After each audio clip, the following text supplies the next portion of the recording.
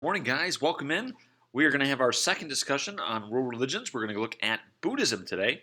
So let's get into that. And all right, here we go. So when talking about Buddhism, all right, we want to understand this. This is the middle way of wisdom and compassion. All right, this is a 2,500-year-old tradition that began in India and spread and diversified throughout the Far East. Okay, it is a philosophy. It is a religion. It is a spiritual practice that is followed by more than 300 million people. And it is based on the teachings of the Buddha. So there are three jewels of Buddhism. All right, the three supports that exist within a person. First one is Buddha, which is the teacher. Second one is Dharma, which is the teachings themselves. And then lastly is Sangha, which is the community as a whole, as one. Okay? So who was the Buddha? All right. He was actually born as Siddhartha Gautama. All right, Siddhartha Gautama of a noble caste in India. So he was born into wealth, into prosperity around 563 BCE. He was raised with great luxury and was on pace to become a king. Empathy for the suffering of others at age 29, he basically rejects the life of luxury. So he rejects the life that he was living. And he moves out and he's trying to seek enlightenment and find a solution to the suffering of the world. Okay, he's going to follow a strict ascetic lifestyle for 6 years. All right, he rejected this extreme. He sat in meditation and he achieved nirvana. Okay, and nirvana is an awakening to the truth about life. All right, becoming a Buddha, the awakened one. This was at the age of 35. Okay, so he attains nirvana. Okay, that's what we're looking at from a historical and religious perspective. Also, a really good band from the early 90s. He's going to spend the remaining 45 years of his life teaching others, helping others to achieve a peace of the mind that he had achieved. So, encouraging others to get to nirvana. Okay, so what did Buddha teach? All right, he taught the Four Noble Truths. All right, first thing is this, is dukkha, all right, and that is that life is suffering, okay? That's what he teaches his followers, that in life we suffer, okay? And the cause of this suffering is called tanha, all right? And tanha is self-centered desire and our need for attachments, all right? We become full of ourselves and we constantly try to find different attachments. This is what causes our suffering, okay? The solution to eliminate desire and attachments is thus known as nirvana, okay? And this is an extinction of that, all right? People should use their skills, and he basically says that it should follow the Eightfold Path, okay? So what is the Eightfold Path? All right, it's going to be actually issued on a Dharma wheel, which you can see in the slideshow, okay? Eightfold Path. First is wisdom, all right? The right understanding, the right thought, all right?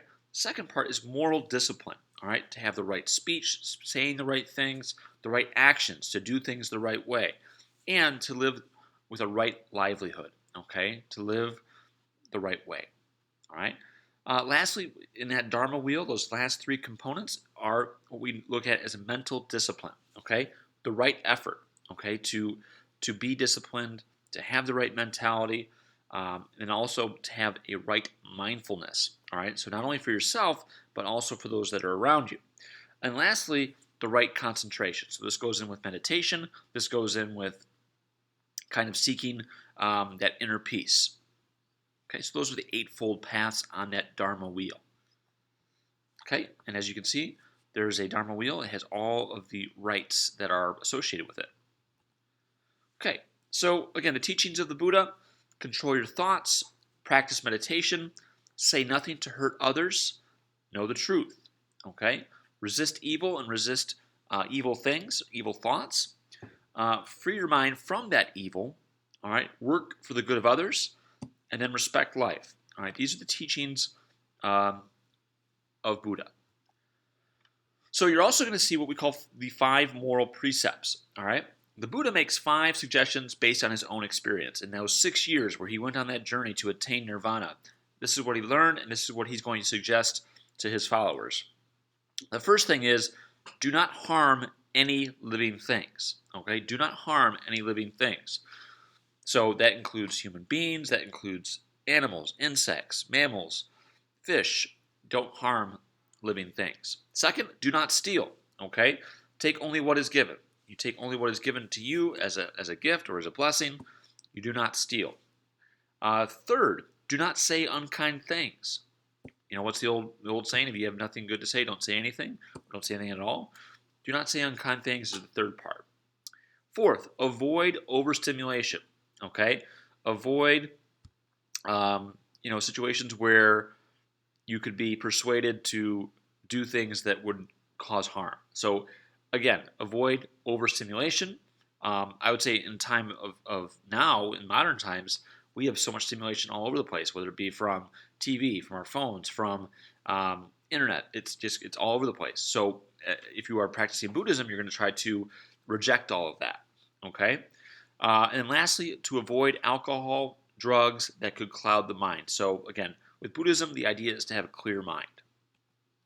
Okay, so understand this. Buddhism and Hinduism have some similarities. All right, but how are they different? So we're going to learn about Hinduism later on, but Buddhism is going to reject the authority of the ancient Vedic texts, which we're going to learn about, the Vedic caste system, the Vedic and Hindu deities, so those gods are not acknowledged, the Vedic worship and ritual, and the entire concept of Brahman, or a single god, or the ruling god. Buddhism is going to reject all of those. Okay, so that's where there's some major differences between Hinduism. We're going to learn more about Hinduism next week. Okay, so what do Buddhists believe? All right, they do believe in a rebirth or reincarnation, and it results from attachments or karma. Okay, they believe in nirvana, which is a peaceful, detached state of mind. This is what the Buddha reaches. He attains nirvana. To achieve nirvana, it means to escape from the cycle of rebirth. Okay, to escape reincarnation. Once Gautama Buddha died, after 80 years of his life in this world, having achieved nirvana and teaching multitudes of his way of life, he ceased to exist as a distinct being. So what does this mean? It means that Buddhism is non-theistic. Buddha is not the Buddhist God.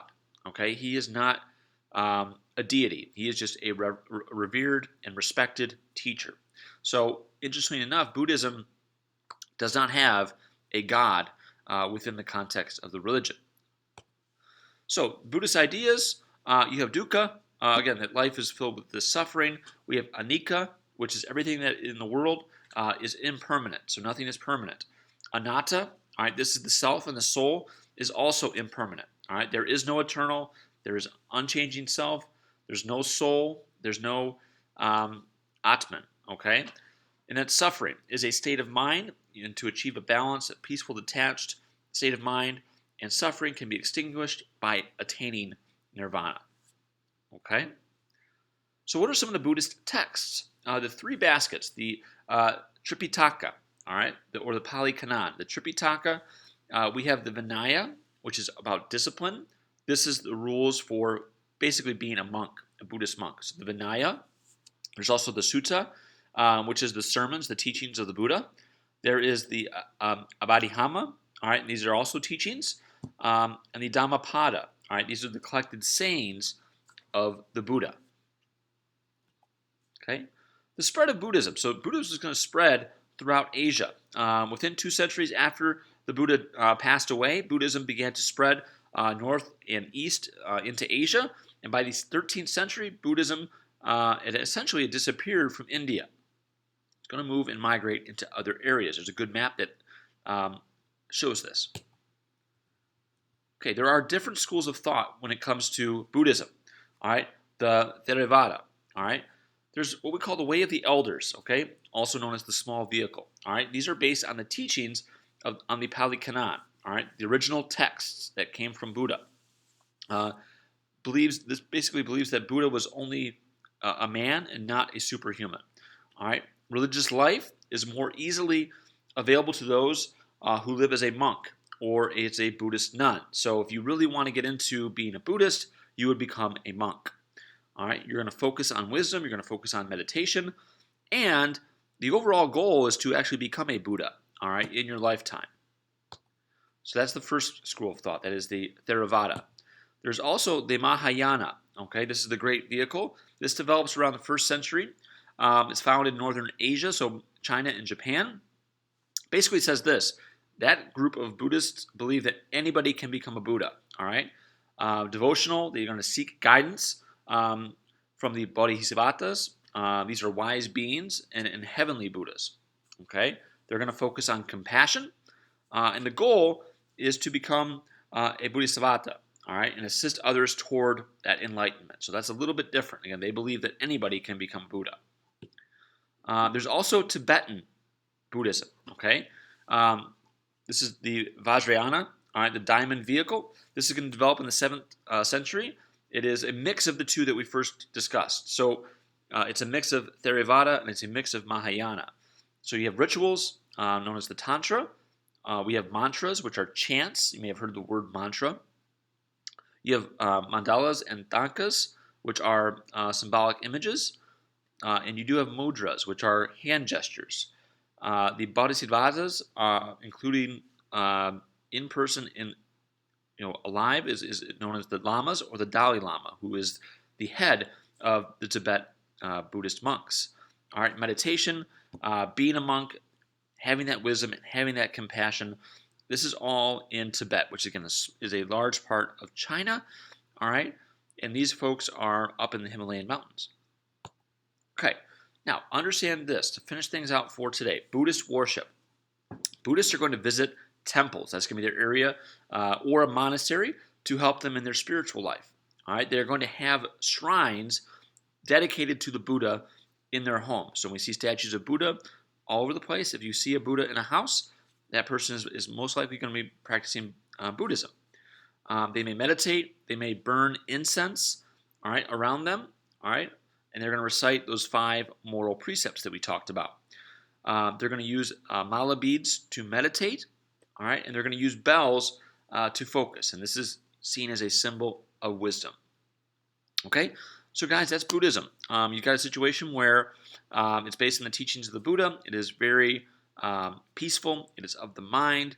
It is filled with wisdom and compassion for others, and they don't believe in a god. It's a non-theistic religion. Buddha is just seen as a teacher, okay, and others are trying to follow his footstep and then attain nirvana. Okay? All right, guys. Well, we will work with Hinduism next week. There's going to be a journal log attached. Make sure you guys take a look at that. All right, thanks, guys. Have a good one.